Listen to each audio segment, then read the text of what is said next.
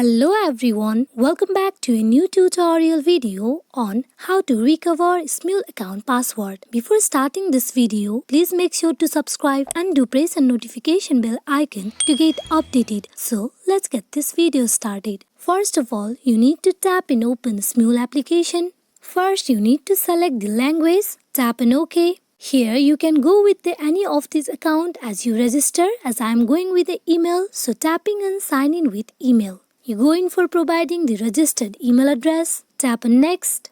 To get logged into your Smule account, you need to provide the password, then tap on next where you will get logged into your account directly. As we are going to recover our password, so we will tap on forget your password. Here, tapping on send, Smule will send a reset mail to your mail address, so you need to go to your mailbox and checking for the mail sent by the Smule. Tap on send. Now go to your mailbox.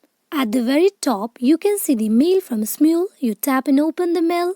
As you can see at the pink box reset password, you tap on it. Now you go in for providing the new password that you want to. Retype your new password for the confirmation. Now you tap on done.